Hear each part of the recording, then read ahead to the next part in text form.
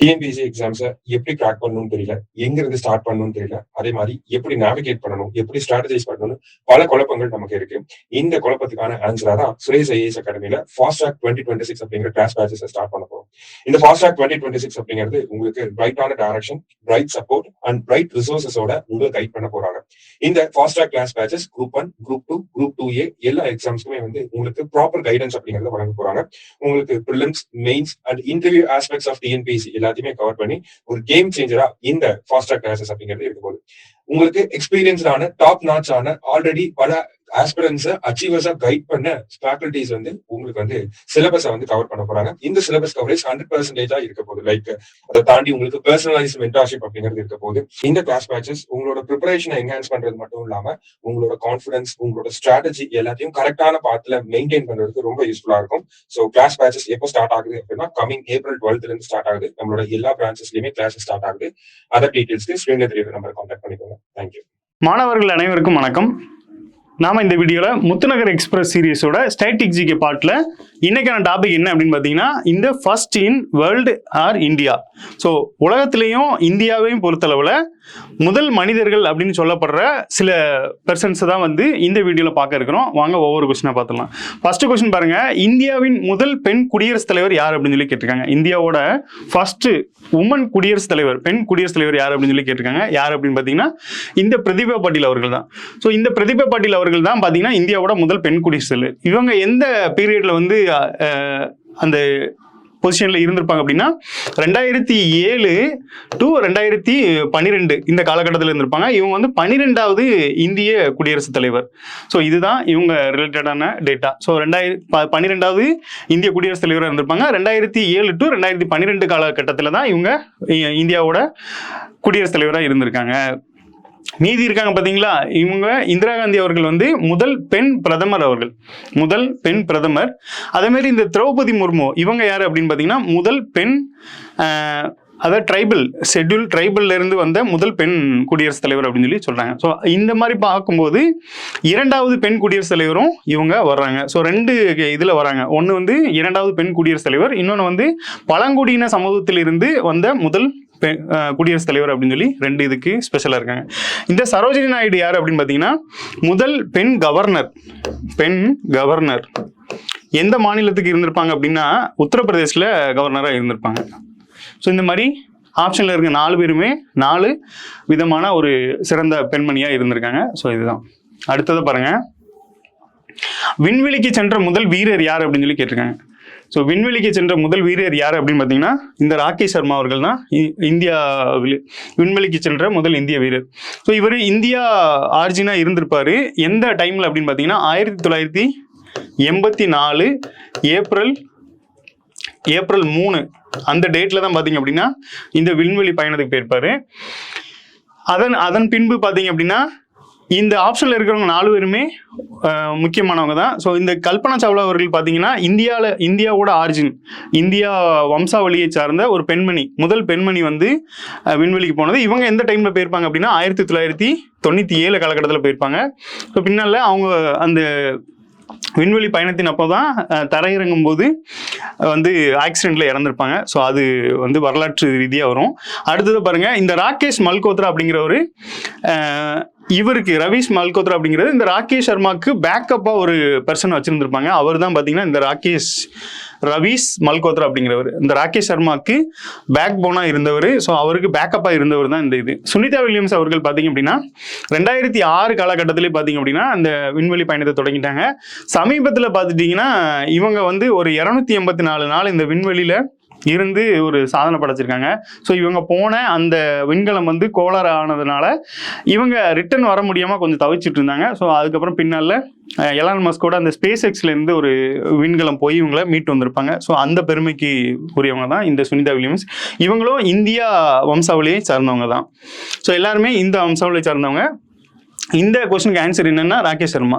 So இது போக சமீபத்தில் பார்த்துட்டீங்க, கரண்ட் அஃபேர்ஸில் எடுத்துக்கிட்டீங்க அப்படின்னா இந்தியாவில் இப்போ சமீபத்தில் சுபான்ஷ் சுக்லா அவர்கள் வந்து விண்வெளி போயிட்டு வந்திருப்பாங்க. ஸோ நம்மளுக்கு என்ன கன்ஃபியூஷன் அப்படின்னா விண்வெளிக்கு சென்ற முதல் வீரர் அப்படின்னா இந்த ராகேஷ் சர்மா. அப்போ இந்த சுபான் சுக்லா யாரு அப்படின்னு பார்த்தீங்கன்னா விண்வெளி நிலையத்துக்கு, அதாவது ISS அப்படின்னு சொல்லப்படுற இந்த விண்வெளிக்கு செல்லப்படுற விண்வெளி நிலையத்துக்கு சென்று வந்த முதல் நபர். இந்த மாதிரி கம்பேர் பண்ணி படிச்சுக்கோங்க, அதான் ஈஸியா இருக்கும். நமக்கு இந்த மாதிரி கொஸ்டின்ல சின்னதா ட்விஸ்ட் கொடுத்து 2 பேருமே ஆப்ஷன் வச்சிருவாங்க. ஸோ நம்ம கன்ஃபியூஸ் ஆயிடுவோம். இப்போ விண்வெளிக்கு சென்ற வீரர் அப்படின்னா இந்த ராகேஷ் சர்மா அவர்கள். விண்வெளி நிலையத்துக்கு சென்றவர் யாருன்னா, இந்த விண்வெளி அப்படிங்கிறது எவ்வளவு டிஸ்டன்ஸ் சொல்றாங்க அப்படின்னா சுமார் பூமியிலிருந்து 400 கிலோமீட்டர் டிஸ்டன்ஸ்ல தான் இந்த விண்வெளி அப்படிங்கிறது. ஸோ அதுல போயிட்டு அதை வச்சு அந்த ட்ராவல் பண்ணிட்டு வர்றாங்கன்னா இந்த இது. அதே மாதிரி விண்வெளி நிலையம்ங்கிறது அது ஒரு டிஸ்டன்ஸில் இருக்கும். அந்த ஸ்டேஷன்லேயே போய் ரிசர்ச் பண்ணிட்டு வருவாங்க. ஸோ அதுதான் சுபான் சுக்லா பண்ணியிருக்காரு. ஸோ இது வந்து குறிப்பிடத்தக்கது. அடுத்ததை பாருங்க. அடுத்து நோபல் பரிசு பெற்ற முதல் இந்தியர். நோபல் பரிசு பெற்ற முதல் இந்தியர் யார் அப்படின்னு சொல்லி கேட்டிருக்காங்க. நமக்கு நல்லா தெரியும், ரவீந்திரநாத் தாகூர் அவர்கள் தான். ஸோ ரவீந்திரநாத் தாகூர் அவர்கள் தான் 1913 காலகட்டத்தில் இந்த விருதை வாங்கியிருப்பாங்க. 1913 காலகட்டத்தில் கீதாஞ்சலி அப்படிங்கிற நூலுக்காக இந்த விருதை வாங்கியிருப்பாங்க. இது வந்து இலக்கியத்துக்கான நோபல் விருதை வந்து இவர் பெற்றிருப்பாரு, இலக்கியத்துக்கான நோபல் விருது. ஸோ ரவீந்திரநாத் அவர்கள் தான் இந்தியாவோட முதல் நோபல் பரிசு வென்றவர் அப்படிங்கிற பெருமையை வந்து பெற்றிருக்காரு. ஆப்ஷன்ல இருக்க மற்றவங்களையும் பாருங்க. CV ராமன் அவர்கள், இவர் வந்து 1928 காலகட்டத்தில் என்ன பண்ணியிருப்பாரு, இந்த ராமன் விளைவு அப்படின்னு ஒன்று பண்ணியிருப்பாரு. அதோட சப்மிட் பண்ண டேட் தான் பார்த்தீங்கன்னா இந்த February 28. இந்த டேட்டை தான் வந்து நம்ம நேஷனல் சயின்ஸ் டேவை செலிப்ரேட் பண்ணிட்டு இருக்கோம். இதற்கு தான் பார்த்தீங்க அப்படின்னா 1930 ராமன் விளைவு அப்படிங்கிற கண்டுபிடிப்புக்கு தான் பார்த்தீங்க அப்படின்னா இவருக்கு அறிவியலுக்கான நோபல் பரிசு வந்து வழங்கியிருப்பாங்க. அறிவியலுக்கான நோபல் பரிசு வழங்கியிருப்பாங்க. அடுத்ததை பாருங்க. அடுத்ததான் இந்த மதர் தெரேசா. இவங்களுக்கு பார்த்தீங்க அப்படின்னா இவங்களுக்கு எப்போ 1979 இவங்க அப்போ இந்தியாவில் தான் இருந்திருப்பாங்க. ஸோ வெளிநாட்டு பெண்மணியாக இருந்தால் கூட அவங்க இந்தியாவில் தான் இருந்திருப்பாங்க. இவங்களுக்கு 1979 அமைதிக்கான நோபல் பரிசு கொடுத்துருப்பாங்க. அடுத்தது அமர்த்தியா சென் அவர்களுக்கு வந்து 1998 பொருளாதாரத்துக்கான நோபல் பரிசு பெற்றிருப்பாங்க. ஸோ இந்த மாதிரி வந்து ஒவ்வொருத்தரும் துறை சார்ந்து பெற்ற விஷயங்கள். ஸோ இந்த கொஸ்டினை பொறுத்தளவில் நமக்கு ரவீந்திரநாத் தாகூர் அப்படிங்கிறது சரியான விடை. அடுத்து இந்தியாவின் முதல் கவர்னர் ஜெனரல் யார் அப்படின்னு சொல்லி கேட்டிருக்காங்க. ஸோ இந்தியாவின் முதல் கவர்னர் ஜெனரல் யார் அப்படின்னு பார்த்தீங்கன்னா வில்லியம் பெண்டிங் அப்படிங்கிறது. அதாவது இந்த கவர்னர் ஜெனரல் போஸ்டே பார்த்தீங்க அப்படின்னா முதல்ல வெஸ்ட் பெங்காலுக்கு வந்து ஒரு வெஸ்ட் பெங்கால் மையமாக வச்சு தான் நம்ம கவர்மெண்ட் வந்து இயங்கிட்டு வரும். அப்புறம் பின்னால் அந்த வெஸ்ட் பெங்காலில் இருந்து மற்ற மாநிலங்களையும் வந்து நிர்வகிச்சுட்டு வந்திருப்பாங்க. அப்போ அந்த வெஸ்ட் பெங்காலில் ஃபர்ஸ்ட் கவர்னராக இருந்தவர் யார் அப்படின்னு பார்த்தீங்கன்னா இந்த வாரன் ஹேஸ்டிங். அவர் எப்போ இருந்திருப்பாருன்னா 1773 இந்த காலகட்டத்தில் இருந்திருப்பாரு. அந்த டைமில் இவர் வந்து பெங்காலோட கவர்னராக மட்டும்தான் இருந்திருப்பார். ஆனால் அதே விஷயம் பின்னால பார்த்தீங்க அப்படின்னா இந்த 1833 இந்த சார்ட்டர்டு ஆக்ட் அப்படின்னு ஒன்று கொண்டு வருவாங்க. So government of India act இல்லை சார்ட்டர்ட் ஆக்ட்னு சொல்லுவாங்க, ஒழுங்குமுறை சட்டம் அப்படின்னு சொல்லி. அந்த ஆக்ட் எல்லாமே பார்த்தீங்க அப்படின்னா இந்த 3 அப்படி தான் வரும். ஸோ இந்த ஆக்ட் படி பார்த்தீங்க அப்படின்னா 1833 இந்த கவர்னர் அப்படிங்கிற கான்செப்ட் கொண்டு வந்திருப்பாங்க. ஸோ இந்தியா ஃபுல்லாகவே வெஸ்ட் பெங்கால்ல இருந்து ரூல் பண்ணுவாங்க. அப்போ இந்தியா முழுமைக்குமான முதல் கவர்னர் யார் அப்படின்னு சொல்லி கேட்டிருக்காங்க. அதுதான் வில்லியம் பெண்டிங் அப்படின்னு. இவர் முன்னால பார்த்தீங்க அப்படின்னா இவர் சென்னையோட கவர்னராகவும் இருந்திருப்பாரு. ஸோ இந்தியாவோட முதல் தலைமை கவர்னராகவும் இருந்திருக்காரு. அடுத்து இந்த மவுண்ட் பேட்டன் பார்த்தீங்க அப்படின்னா நம்ம சுதந்திரம் வாங்கும்போது சுதந்திரம் வாங்கினதுக்கு அப்புறம் இங்கிலாந்தோட கவர்னராக இருந்தவர் இந்த மவுண்ட் பேட்டனு. சுதந்திரம் வாங்கினதுக்கு அப்புறம் இந்தியாவோட கவர்னராக பதவி ஏற்றுக்கிட்டவர் தான் இந்த ராஜகோபாலாச்சாரியார். இது வந்து 1948 நடந்திருக்கும். ஸோ இந்தியா இதையுமே ட்விஸ்ட் வைப்பாங்க. என்ன அப்படின்னா சுதந்திரத்தின் பின் முதல் கவர்னராக இருந்தவர் யார் அப்படின்னா மவுண்ட் பேட்டன். இந்தியா சார்பாக முதல் கவர்னராக இருந்தவர் யாருன்னு கேட்பாங்க, ராஜகோபாலாச்சாரி அப்படிங்கிறது. ஸோ வெஸ்ட் பெங்காலை பொறுத்தளவில் இந்த வாரன் ஹேஸ்டிங்கு, இந்தியா அளவுக்கும் பார்த்தீங்க அப்படின்னா இந்த வில்லியம் பெண்டிங். நமக்கு கொஸ்டினில் வந்து இந்தியா லெவல்னு கேட்டிருக்காங்க. ஸோ வில்லியம் பெண்டிங் தான் சரியான விடை. ஸோ இயரு இந்த மாதிரி பெர்சன்ஸோட பேரை நல்லா ஞாபகம் வச்சுக்கோங்க. சுதந்திர இந்தியாவின் முதல் இந்திய கவர்னர் ஜெனரல் யார் அப்படின்னு சொல்லி கேட்டிருக்காங்க. ஸோ இதுதான் நம்ம லாஸ்ட் கொஸ்டின்லேயே பார்த்துட்டோம். ஸோ இருந்தாலும் பார்த்துடலாம். என்னன்னா சுதந்திர இந்தியாவின் முதல் இந்திய கவர்னர் ஜெனரல், இந்த வார்த்தையை முக்கியமாக பார்த்துக்கணும். ஸோ இந்திய கவர்னர் ஜெனரல் யாருன்னு கேட்டிருக்காங்க. சி ராஜகோபாலாச்சாரி. இவர் வந்து தமிழ்நாட்டை பூர்வீகமாக கொண்டவர். சேலத்து மாம்பழம் என்று அழைக்கப்படுகின்ற இந்த சி ராஜகோபாலாச்சாரி தான் சுதந்திர இந்தியாவின் முதல் இந்திய கவர்னர் ஜெனரலாக அறிவிக்கப்பட்டுறாரு. அடுத்ததாக பாருங்க, ஜவஹர்லால் நேரு அவர்கள் இந்தியாவோட சுதந்திர இந்தியாவின் முதல் பிரதமர். சுதந்திரம் வாங்குறதுக்கு அதுக்கு முன்னாடி 1946 இடைக்கால பிரதமராகவும் பதவி வச்சிருப்பாரு. அடுத்து சி ஆப்ஷன்ல இருக்கிற இந்த ராஜேந்திர பிரசாத் அவர்கள் வந்து சுதந்திர இந்தியாவின் முதல் குடியரசுத் தலைவர். அதாவது கவர்னரா இவர் இருந்திருப்பாரு. ஆனா நம்ம குடியரசு ஆனதுக்கப்புறம் 1950 நம்ம இந்தியா வந்து குடியரசு ஆயிருக்கும். ஸோ இந்தியா குடியரசு ஆனது பின்பு முதல் குடியரசுத் தலைவர் இருந்தவர் யாரு அப்படின்னா இந்த ராஜேந்திர பிரசாத் அவர்கள். சர்தார் வல்லபாய் படேல், ஜவஹர்லால் நேரு அவர்கள் வந்து முதல் பிரதமராக இருந்திருப்பாங்க. சர்தார் வல்லபாய் அவர்கள் வந்து முதல் துணை பிரதமராக இருந்திருப்பாங்க. முதல் துணை பிரதமர், முதல் உள்துறை அமைச்சர். ஸோ இந்த பதவிக்கு வகிச்சவர் தான் பார்த்தீங்க அப்படின்னா சர்தார் வல்லபாய் படேல். இவருக்கு இன்னொரு பேர் உண்டு, பிஸ்மார்க், இந்தியாவோட பிஸ்மார்க். அதாவது சுதேச அரசுகள் மற்றும் குறு நில மன்னர்களை வந்து பேசி ஒருங்கிணைச்சதன் மூலமா இவர் இந்தியாவின் பிஸ்மார்க் என்று அழைக்கப்படுகிறார். நெக்ஸ்ட் கொஸ்டின் பாருங்க. எவரெஸ்ட் சிகரத்தை அடைந்த உலகின் முதல் நபர் யார் அப்படின்னு சொல்லி கேட்டுங்க. எவரெஸ்ட் சிகரத்தை அடைந்த உலகின் முதல் நபர். ஸோ விண்வெளிக்கு போனது பார்த்தோம். அதே மாதிரி எவரெஸ்ட் சிகரத்தை ஃபர்ஸ்ட் போன 2 பேர் யார் அப்படின்னு பார்த்தீங்கன்னா எட்மண்ட் ஹிலாரி மற்றும் டென்சிங் நோர்கே அப்படிங்கிறவர். ஸோ 2 பேருமே பார்த்தீங்க அப்படின்னா 1953 காலகட்டத்தில் 1953 மே 29 இந்த டேட்ல தான் பார்த்தீங்க அப்படின்னா அந்த எவரெஸ்ட் சிகரத்தை வந்து சென்று அடைஞ்சிருப்பாங்க. இந்த 2 பேரும் பார்த்தீங்க அப்படின்னா இது சென்று அடைந்த நினைவு கூறும் விதமாக ஒவ்வொரு ஆண்டும் பார்த்தீங்கன்னா இந்த மே 29 வந்து வேர்ல்டு ஃபுல்லாக எவரெஸ்ட் டேவா செலிப்ரேட் பண்ணிட்டு இருக்கோம். எவரெஸ்ட் டேவா ஒவ்வொரு ஆண்டும் செலிப்ரேட் பண்ணிட்டு இருக்காங்க. ஸோ அதற்கு பின்னாடி நிறைய பேர் வந்து இந்த சிகரத்தை அடைஞ்சிருக்காங்க. ஆனாலும் ஃபர்ஸ்ட் இவங்க போனதுனால இது வந்து ஃபேமஸாக பேசப்பட்டது. அதே மாதிரி இந்த 2 பேருமே இவர் யார் அப்படின்னு பார்த்தீங்கன்னா இந்த எட்மண்ட் ஹிலாரி வந்து நியூசிலாந்து நாட்டை சார்ந்தவர். இந்த டென்சிங் வந்து நேபாள் நாட்டை சார்ந்தவர். ஸோ 2 நாட்டை வேறு நாடாக இருந்தால் கூட இவங்க வந்து எவரெஸ்ட் சிகரத்தை கூட்டணியாக வந்து சென்றடைஞ்சிருக்காங்க. அடுத்து பாருங்க, விண்வெளிக்கு சென்ற உலகின் முதல் மனிதர் யார் அப்படின்னு சொல்லி கேட்டிருக்காங்க. நம்ம லாஸ்ட்டாக பார்த்தோம் விண்வெளிக்கு சென்ற முதல் இந்தியர் யார் அப்படின்னு சொல்லி கேட்டிருந்தோம். விண்வெளிக்கு தெரிந்த உலகின் முதல் மனிதர் யார் அப்படின்னு சொல்லி கேட்டிருங்க. யார் அப்படின்னு பார்த்தீங்கன்னா இந்த யூரி ககாரின் அப்படிங்கிறவர் தான் வந்து விண்வெளிக்கு சென்றிருப்பாரு. இவர் வந்து பார்த்தீங்க அப்படின்னா 1961 பார்த்தீங்க அப்படின்னா இந்த விண்வெளி பயணத்தை மேற்கொண்டிருப்பாரு. இவர் எந்த நாட்டை சேர்ந்தவர் அப்படின்னு பார்த்தீங்கன்னா ரஷ்யாவை பூர்வீகமாக கொண்ட இந்த யூரி தான் பார்த்தீங்க அப்படின்னா 1961 வந்து நிலவுக்கு விண்வெளிக்கு போயிட்டு வந்துட்டார். அதாவது விண்வெளி பயணம் அப்படிங்கிறது அந்த சேட்டலைட்ல இருந்து விண்வெளியோட அந்த இதெல்லாம் கண்காணிப்பாங்க. ஸோ அந்த மாதிரி பயணத்தில் வேர்ல்டுலேயே ஃபர்ஸ்ட் யார் அப்படின்னு பார்த்தீங்கன்னா இந்த யூரி ககாரின் அப்படிங்கிறவர். ஸோ நீல் ஆம்ஸ்ட்ராங் உங்களுக்கு தெரியும் 1969 காலகட்டத்தில் தான் இவர் வந்து அந்த விண்வெளி பயணம் மேற்கொண்டிருப்பாங்க. எங்க அப்படின்னா நிலவுக்கு பயணம் மேற்கொண்டு முதல் நிலவில் கால் வைத்த நபர் தான் பார்த்தீங்கன்னா இந்த நீல் ஆம்ஸ்ட்ராங் அவர்கள் தான். ஸோ அப்போலோ 11 அப்படிங்கிற திட்டத்தின் மூலமா இந்த நிலவுல முதலாக கால் வச்சிருப்பாங்க. அடுத்து இந்தியாவின் முதல் பெண் பிரதமர் யார் அப்படின்னு சொல்லி கேட்டிருக்காங்க. யார் அப்படின்னு பார்த்தீங்கன்னா இந்திரா காந்தி அவர்கள். எப்போ அப்படின்னு பார்த்தீங்கன்னா 1966 தான் முதல் முறையாக இவங்க வந்து பதவி ஏற்றிருப்பாங்க. யாரு லால் பகதூர் சாஸ்திரி அவர்களோட இறப்பின் பின் யார் வந்து அடுத்த பிரதமராக இருக்க போறாங்க அப்படின்னு அந்த தேர்வுக்குழு முடிவு செய்யும் போது இந்திரா காந்தி அவர்களை தான் தேர்வு பண்ணியிருப்பாங்க. ஸோ அதன்படி பார்த்தீங்கன்னா 1966 to 77 வரைக்கும் இவங்க தான் இருந்திருப்பாங்க. அடுத்து 80 to 84 அவங்க இறக்குற வரைக்குமே இவங்க தான் இந்தியாவோட பிரதமராக இருந்திருப்பாங்க. ஸோ இந்திரா காந்தி அவர்கள். அடுத்து ஆப்ஷனில் கொடுத்துருக்க மீதி உள்ளவங்களாம் பாருங்க. பிரதிபா பாட்டீல் அவர்கள் வந்து எப்போனா அவங்க வந்து முதல் இந்தியாவோட குடியரசுத் தலைவர். லாஸ்டாக கொஸ்டின்ல பார்த்தோம் 12வது இந்திய குடியரசுத் தலைவர். அடுத்து கிருபாலினி அவர்கள் பார்த்தீங்க அப்படின்னா சிஎம்ஆ இருந்திருப்பாங்க. எந்த ஸ்டேட்டோட சிஎம் அப்படின்னு பார்த்தீங்கன்னா உத்தரப்பிரதேசோட சிஎம்ஆ இருந்திருப்பாங்க. எந்த டைம்ல அப்படின்னா 1963 to 1967 காலகட்டத்தில் உத்தரப்பிரதேசத்தோட சிஎம்ஆ இருந்திருப்பாங்க. இவங்க தான் இந்தியாவோட முதல் பெண் முதலமைச்சர் அப்படின்னு சொல்லி சொல்றாங்க. அடுத்து மீரா குமார். இவங்க யார் அப்படின்னு பார்த்தீங்கன்னா 2009 காலகட்டத்தில் இவங்க வந்து லோக்சபாவோட ஸ்பீக்கரா இருந்திருப்பாங்க. ஸோ அதன்படி பார்த்தீங்க அப்படின்னா முதல் பெண் சபாநாயகர் அப்படிங்கிற பெருமையை இந்த மீரா குமார் அவர்கள் பெற்றிருக்காங்க. நெக்ஸ்ட் கொஸ்டின் பாருங்க. இந்தியாவின் முதல் செயற்கைக்கோள் எது அப்படின்னு சொல்லி கேட்டிருக்காங்க.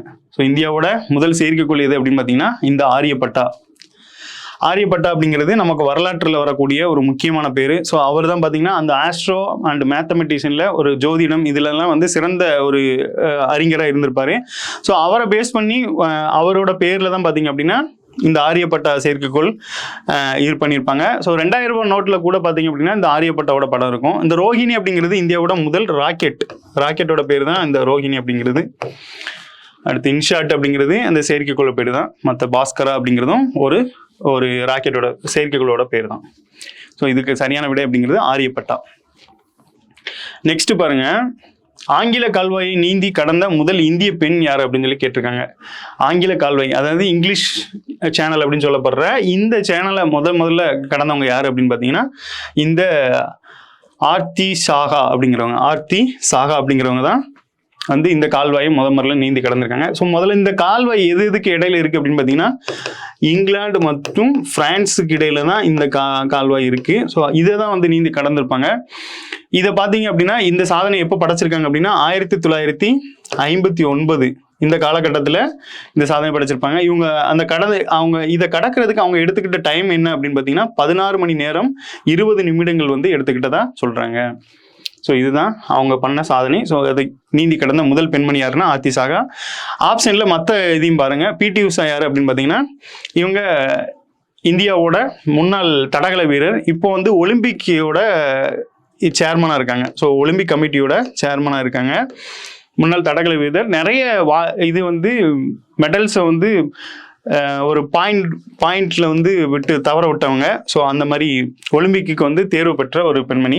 அடுத்து கர்ணம் மல்லேஸ்வரி அப்படிங்கிறவங்க ஒலிம்பிக்ல பெண்கள் பிரிவில் முதல் பதக்கம் வென்றிருப்பாங்க. எந்த விளையாட்டு அப்படின்னு பார்த்தீங்கன்னா பளுதூக்குதல் விளையாட்டுல சிறந்த பெண்மணி இவங்க.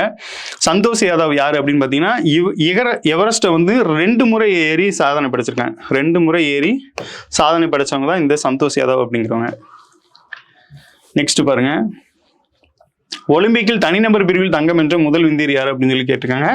இந்த அபினவ் பிந்த்ரா அப்படிங்கிறவர் தான் ஒலிம்பிக்ல தனிநபர் பிரிவில் தங்கம் என்ற முதல் இந்தியர். ஸோ நீரஜ் சோப்ரா சமீபத்தில் பார்த்துருப்பீங்க, இவர் கோல்டு வாங்கியிருப்பாரு. டைமண்ட் லீக்கு இந்த மாதிரி முக்கியமான இதுலலாம் பார்த்தீங்க அப்படின்னா நிறைய சாதனைகளை படைச்சிட்டு வர்றாரு. அடுத்து இந்த கொஸ்டினை பொறுத்தளவில் அந்த தனிநபர் பிரிவு ஏன் தனிநபர் மென்ஷன் பண்ணுறாங்க அப்படின்னா இந்த குழு பிரிவு அப்படின்னு பார்க்கும்போது நம்ம ஹாக்கியில் வந்து நிறைய கோல்டு வாங்கியிருப்போம். ஸோ அதை கம்பேர் பண்ணும்போது தனிநபர் பிரிவுன்னு பார்க்கும்போது அத்லெட்டில் தான் நிறைய அந்த தனிநபர் பிரிவு வரும். அதில் வந்து அபினவ் பிந்த்ரா அப்படிங்கிறவர் முதல் இந்தியராக வந்து தங்கம் வாங்கியிருக்காரு. அது ஒரு முக்கியமான கொஸ்டின். அடுத்ததை பாருங்க, இந்தியாவின் முதல் பெண் IPS அதிகாரி யார் அப்படின்னு சொல்லி கேட்டிருக்காங்க. யார் அப்படின்னு பார்த்தீங்கன்னா கிரண் பேடி அவர்கள் தான் இந்தியாவோட முதல் பெண் IPS அதிகாரி. எப்போ அப்படின்னு பார்த்தீங்கன்னா 1972 பார்த்தீங்கன்னா இவங்க தேர்வு செய்யப்பட்டிருக்காங்க. இவங்க பின்னால இப்போ சமீபத்தில் பார்த்தீங்க அப்படின்னா இந்த புதுச்சேரியோட ஆளுநராக இருந்திருப்பாங்க. ஸோ நிறைய சர்ச்சை காரணமாக அவங்க வந்து அந்த பதவியிலிருந்து ரிசைன் பண்ணியிருப்பாங்க. அடுத்ததை பாருங்க, உலகின் முதலில் அரசமைப்பை எழுதிய நாடு எது அப்படின்னு சொல்லி கேட்டிருக்காங்க. நமக்கு நல்லா தெரியும், இது வந்து அமெரிக்கா தான். அமெரிக்கா எப்போ அப்படின்னு பார்த்தீங்கன்னா 1787 ஒரு அரசமைப்பு மாநாடுன்னு ஒரு மாநாடு நடத்தியிருப்பாங்க. ஸோ அதன்படி 1788 அது ஏற்றுக்கொள்ளப்பட்டு 1789 மார்ச் 4 பார்த்தீங்கன்னா அது நடைமுறைக்கு வந்திருக்கும். ஸோ இதுதான் அதோட வரலாறு. 1787 இவங்க அதுக்கான ஒரு மாநாடு அப்படிங்கிறதுல என்ன பண்ணுவாங்க, எல்லாரும் கலந்து கூடி பேசி அதை வந்து என்ன மாதிரி கொண்டு வரலாம் அப்படிங்கிற ஒரு இதெல்லாம் நடந்திருக்கும், டிஸ்கஷன் நடந்திருக்கும். அதன்படி 1788 அது வந்து ஏற்றுக்கொள்ளப்பட்டுட்டு நடைமுறைக்கு வந்தது பார்த்தீங்க அப்படின்னா மார்ச் 4 1789 அப்படிங்கிறது சரியான விடை. ஸோ உலகிலே முதல் அரசமைப்பை எழுதிய நாடு அப்படிங்கிற பெருமையை அமெரிக்கா பெற்றிருக்கு. நம்மளுக்குமே பார்த்தீங்கன்னா இதே மாதிரி வரலாறு தான் இருந்திருக்கும். நம்ம அரசியலமைப்புன்னு ஒரு குழு அமைச்சிருப்போம். ஸோ அதுக்குன்னு வரைவு கமிட்டி அமைச்சு அதை ஏற்றுக்கொள்ளப்பட்டது ஒரு டேட்டு, அது நடைமுறைக்கு வந்த ஒரு டேட்டு. ஸோ அதே மாதிரி தான் அமெரிக்காலுமே இருந்திருக்கு. நம்ம வந்து ஃபாலோ பண்ணுறது எதுன்னா மெயின் அதிகமாக வந்து பிரிட்டனோட இது தான் இருக்கும். ஸோ நம்ம எல்லா நாடுகளிலுமே 60க்கும் மேற்பட்ட நாடுகளிலிருந்து நம்ம எடுத்திருப்போம். இருந்தாலும் அதிகமாக பார்த்தீங்க அப்படின்னா இந்த பிரிட்டனோட இதுதான் நம்மளுக்கு நிறைய இருக்கும். அடுத்ததாக பாருங்க, இந்தியாவின் முதல் லோக்சபா சபாநாயகர் யார் அப்படின்னு சொல்லி கேட்டிருக்காங்க. லாஸ்ட்டாக பார்த்தது பெண் சபாநாயகர் யார் அப்படின்னு பார்த்துருந்தோம். இதில் வந்து இந்தியாவோட முதல் லோக்சபா சபாநாயகர் இந்த மாதிரிலாம் கேட்பாங்க. முதல் தேர்தல் ஆணையர் யார், முதல் சபாநாயகர் யார், இந்த மாதிரி விஷயங்கள்லாம் கேட்பாங்க. ஸோ அந்த மாதிரி பார்க்கும்போது இவர் யார் அப்படின்னு பார்த்தீங்கன்னா ஜிவி மாவளங்கர் அப்படிங்கிறவர். ஜிவி மாவளங்கர் எந்த காலகட்டத்தில் இருந்திருப்பார் அப்படின்னு பார்த்தீங்கன்னா 1952 தான் பார்த்தீங்க அப்படின்னா மே 12 இந்த பொறுப்புக்கு வந்து வந்திருப்பாங்க. 1952 நம்ம வந்து 50 வந்து இது பண்ணிடுவாங்க, ஏன்னா கான்ஸ்டியூஷன் வந்துடும். ஸோ அதன்படி பார்த்தீங்கன்னா எலெக்ஷன் வந்து 1951, 51, 52 காலகட்டத்தில் வந்து 50க்கு அப்புறமே 51, 52 காலகட்டத்தில் நடக்கும். ஸோ அதன்படி வந்து 52 இவங்க பதவி ஏற்றிருப்பாங்க லோக்சபா சபாநாயகர். ஏன்னா லோக்சபா பொறுத்தளவில் மக்களால் தேர்ந்தெடுக்கப்பட்ட பிரதிநிதிகள் தான் அங்கே இருப்பாங்க. நமக்கு வந்து இந்த கான்ஸ்டியூஷன் வந்ததுக்கப்புறம் எலெக்ஷன் நடந்ததுலேருந்து லோக்சபா சபாநாயகர்கள் முதல் முறையாக தேர்ந்தெடுப்பாங்க. அடுத்து தென் துருவத்தை அடைந்த உலகின் முதல் மனிதர் யார் அப்படின்னு சொல்லி கேட்டிருக்காங்க. யார் பாருங்க, ரோல்ட் அமுண்ட்சென் அப்படிங்கிறவர் தான் தென் துருவத்தை, இந்த தென் துருவம் சவுத் போல் அப்படின்னு சொல்லி சொல்லுவாங்க. ஸோ பூமியோட சவுத் போல் அடைஞ்ச முதல் வீரர் யார் அப்படின்னு பார்த்தீங்கன்னா இந்த ரோலண்ட் அப்படிங்கிறவர் தான். ஸோ இவர் எந்த காலகட்டத்தில் அப்படின்னு பார்த்தீங்கன்னா 1911 டிசம்பர் 14 பார்த்தீங்க அப்படின்னா இவர் வந்து இந்த தென் துருவத்தை முதல் முறை அடைஞ்சிருப்பார். இவர் எந்த நாட்டை சார்ந்தவர் அப்படின்னு பார்த்தீங்கன்னா நார்வே அப்படிங்கிற நாடை சார்ந்தவர் தான் இந்த ரோல் அப்படிங்கிறவர். பூமியோட தென் துருவத்தை அடைஞ்சிருக்காரு. அடுத்து இந்தியாவின் முதல் மாநகராட்சி எது அப்படின்னு சொல்லி கேட்டிருக்காங்க. ஸோ இந்தியாவோட முதல் மாநகராட்சி எது அப்படின்னு பார்த்தீங்கன்னா சென்னை. எப்போ அப்படின்னு பார்த்தீங்கன்னா 1688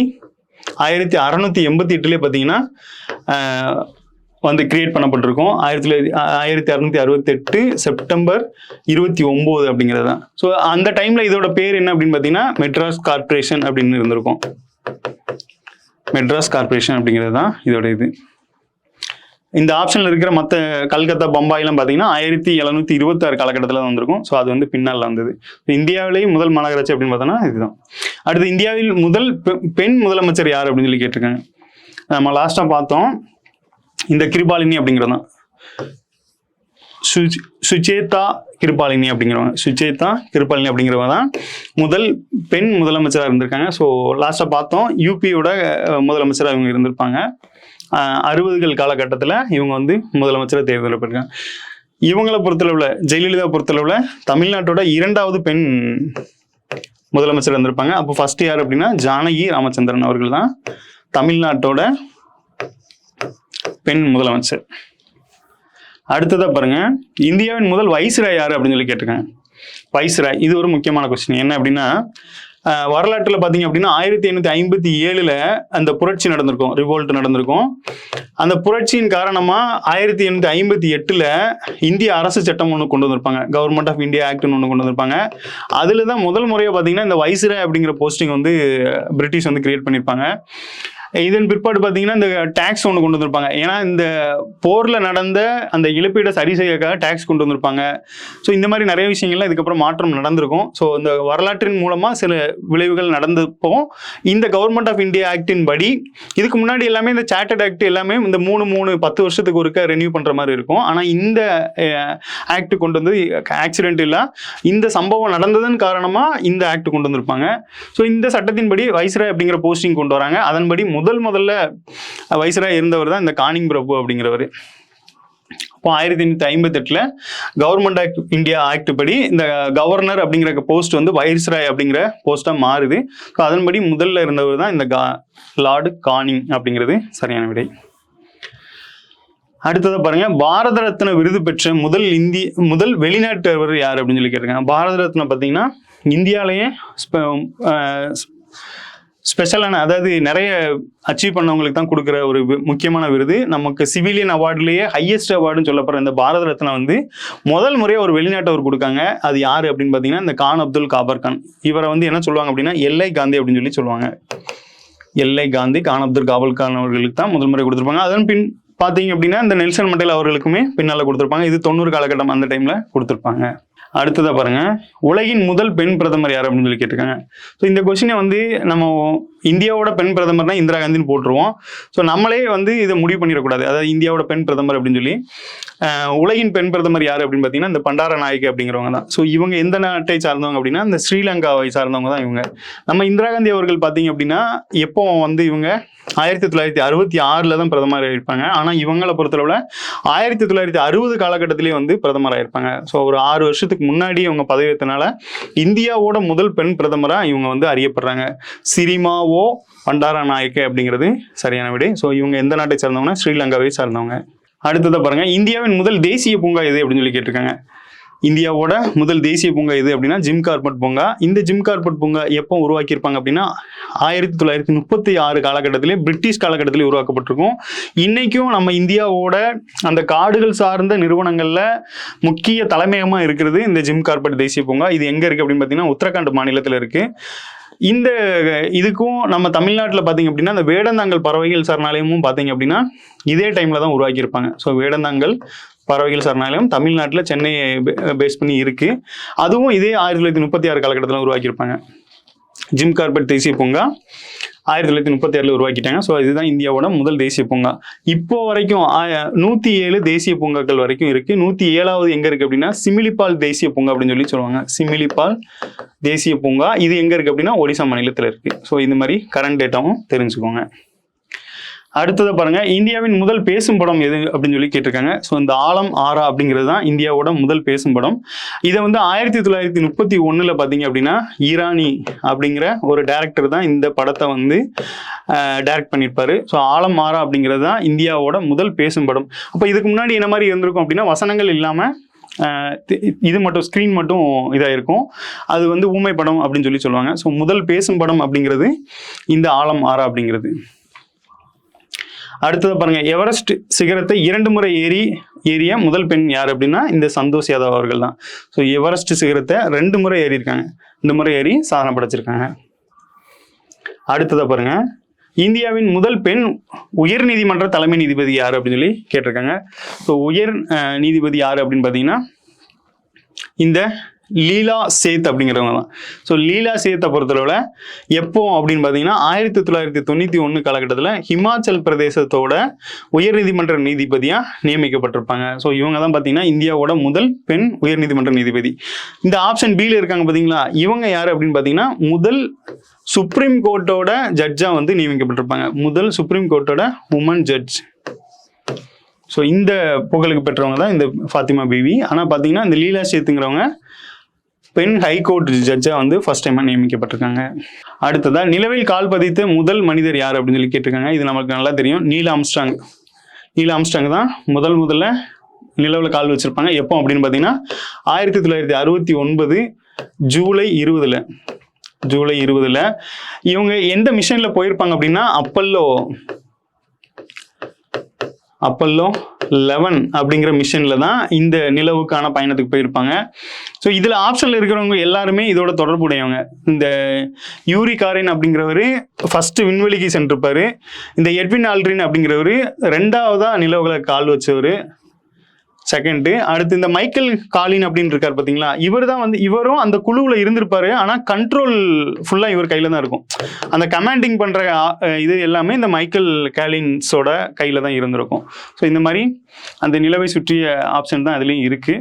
ஸோ நிலவில் கால் பதித்த முதல் மனிதர் யார் அப்படின்னு பார்த்தீங்கன்னா நீல் ஆம்ஸ்ட்ராங் அப்படிங்கிறது சரியான விடை. ஸோ இதோட இந்த கொஸ்டின் முடியுது. நன்றி. மீண்டும் அடுத்த வீடியோவில் சந்திப்போம்.